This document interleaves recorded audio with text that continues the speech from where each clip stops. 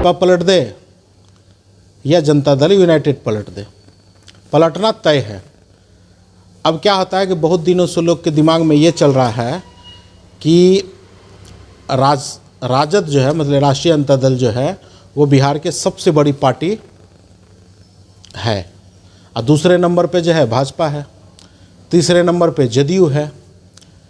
लेकिन अगर आप वर्तमान स्थिति देखेंगे तो कुल मिला के अब ये जो मामला है ये अब उल्टा हो गया। अब उल्टा इसलिए हो गया क्योंकि बिहार विधानसभा का चुनाव 2024 में जो उपचुनाव हुआ है उसमें कुछ सीट जो है वो चला गया भाजपा के पास, कुछ सीट चला गया जनता दल यूनाइटेड के पास। तो 4 लोकसभा का सीट, 4 विधानसभा का सीट जिस पे उपचुनाव हुआ था उसमें राष्ट्रीय जनता दल का जो कैंडिडेट था वो वहाँ से हार गया। तो हार गया तो ऑब्वियसली है कि सीट जो है कम होगा। अब हम आपको ये समझाने की कोशिश करते हैं कि सरकार बदलेगी, लेकिन लोगों के दिमाग में चल रहा है कि अगर नीतीश जी पलटी मारते हैं तो किसके तरफ जाएंगे। सब लोग के दिमाग में एक ही रहता है कि जहाँ थे वहीं जाएंगे, राष्ट्रीय जनता दल में।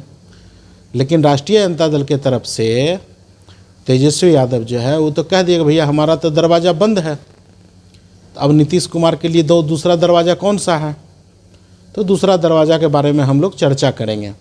लेकिन नीतीश कुमार के अंदर जो है एक डर तो ज़रूर है कि जिस तरह से मुंबई में एकनाथ शिंदे के चेहरे के ऊपर चुनाव लड़ा गया और कहीं ना कहीं एकनाथ शिंदे को लगता था कि चुनाव जीतेंगे तो हम दोबारा फिर से मुख्यमंत्री बनेंगे, लेकिन ऐसा नहीं हुआ। सब लोग जानते हैं कि महाराष्ट्र में जो है खूब बहुमत से बीजेपी को ज़्यादा सीट आया, तो वो क्या किया, अपना मुख्यमंत्री बदल दिए। तो यही चीज़ जो है नीतीश जी को यहाँ भी डर है बिहार में कि अगर मेरे चेहरे के ऊपर चुनाव लड़ा जाता है और चुनाव में अगर भाजपा को सीट ज़्यादा आती है जबकि अभी भी है, तो हो सकता है कि भाजपा जो है मुख्यमंत्री का चेहरा बदल दे, क्योंकि नीतीश जी का तबीयत भी खराब रहता है और उनकी मानसिक स्थिति जैसे लोग देख रहे हैं उनसे ये लगता है कि अब अगला बार जो मुख्यमंत्री है वो बनने के लायक अभी नहीं है। लोग मतलब पार्टी के लोग ऐसा कहते हैं। अब आपको हम थोड़ा थोड़ा मोटा मोटी समझाते हैं। 2020 का विधानसभा चुनाव से लेके 2024 ख़त्म हो गया है, 2025 आज से चालू है। आज 1 जनवरी को हम लोग वीडियो बना रहे हैं, तो हम लोग अब समझते हैं कि इस पे आखिर कौन कौन सा पॉइंट है जिस पे राष्ट्रीय जनता दल यूनाइटेड और भारतीय जनता पार्टी इस इलेक्शन में खेला कर सकती है। हम बताते हैं कि भाजपा क्या किया था, 2020 में चुनाव जब हुआ था तो 74 सीट जीता था और वहीं पे राष्ट्रीय जनता दल के पास जो है 75 सीट था।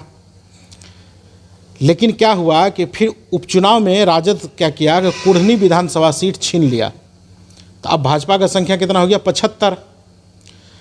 और उसने क्या किया, विकासशील पार्टी के 3 विधायक को भाजपा क्या किया, वीआईपी जो मुकेश सहनी की पार्टी है उनके 3 विधायक को क्या किया, अपने पाले में जोड़ लिए। तो 75 3 कितना हो गया, 78। तो 78 सीट हो गया, मतलब वो बिहार का सबसे बड़ा पार्टी हो गए। और उपचुनाव में जो है इस बार 2 सीट और जीत लिए। तो कुल मिला के भाजपा कागज़ पर जो है 80 विधायकों वाली पार्टी हो गई है।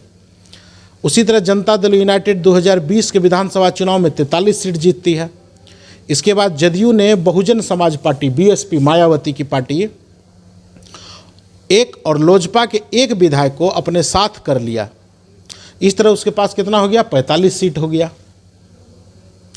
उसके बाद जो है रुपौली में उपचुनाव हुआ, जहाँ से बीमा भारती इस्तीफा दे के गई थी, कहाँ पे, पूर्णिया लोकसभा से संसद का चुनाव लड़ने के लिए।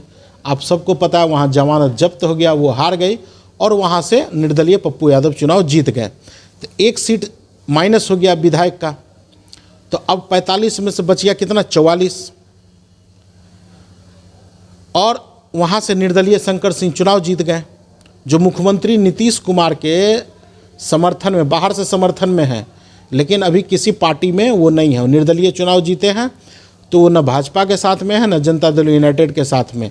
लेकिन ये मान के चलते हैं कि शंकर सिंह जो है बाहर से समर्थन दिए हुए हैं जनता दल यूनाइटेड के। तो कुल मिलाकर अगर हम देखें कागज़ पे तो टोटल जो है जनता दल यूनाइटेड का जो एमएलए का सीट है वो हो जाता है टोटल 45 आज के डेट में।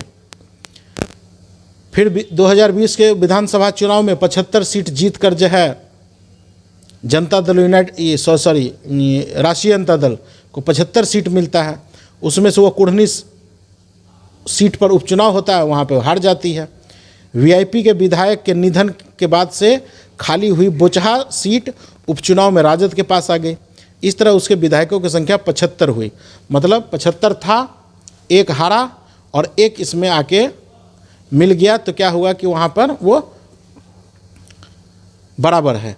इधर क्या किया, असदुद्दीन ओवैसी की पार्टी जो है AIMMA के 5 में से 4 विधायकों अपने साथ लिया। इस तरह राजद की संख्या हो गई 79। अब उपचुनाव 2024 में 2 सीटें हारने से राजद विधायकों की कागज पर संख्या हो गई 77, मतलब टोटल 79 था और 2 सीट वो हार गया इस बार उपचुनाव में, तो वहाँ से क्या होगा, टोटल तो 77 हो गया। मतलब अगर कुल मिला के हम देखें तो सबसे बड़ी party Bharatiya Janata party 80 seat, JDU 45 seat और राष्ट्रीय जनता दल जो है 77 सीट, है ना, 77 सीट, और कांग्रेस का जो है 19 का 19 सीट अभी है ना। तो कुल मिला के जो है इस तरह का है।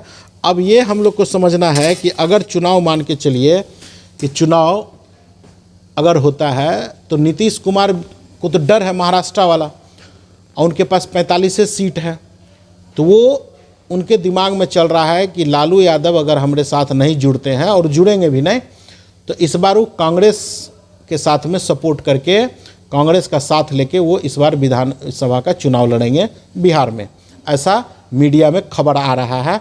और जिस तरह से वो मनमोहन सिंह के जो है उनको संतावना देंगे, उनके परिवार को, दिल्ली गए, भारतीय जनता पार्टी के किसी भी नेता से नहीं मिलना, कांग्रेस के साथ मिलना, तो ये कहीं ना कहीं एक संकेत देता है कि मामला कांग्रेस के साथ इस बार फिट होने वाला है।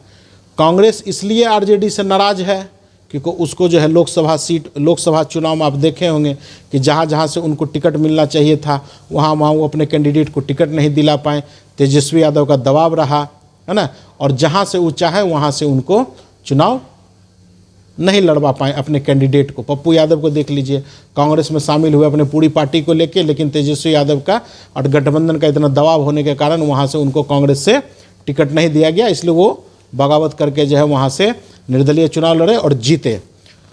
और भाजपा भी सोच रही है कि भैया कब तक हम नीतीश जी को ढोएंगे चुप्पे चुप्पे, तो काहे ना ऐसा हम कोनो गुल खिला लें, है ना, कि जो है बिहार में हम खुद ही सरकार बना लें।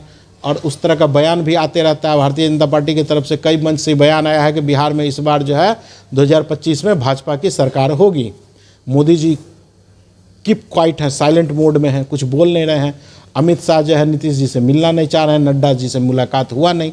तो ये तमाम चीज़ जो है ये दर्शाता है कि कुछ ना कुछ तो खेला होने वाला है, और बहुत जल्दी होने की संभावना हो सकता है कि 14 तारीख मकर संक्रांति के दिन या उसके 1-2 दिन के बाद, दही चूड़ा खाने के बाद हो सकता है कि बिहार विधानसभा भंग भी हो सकता है, सरकार गिर सकती है।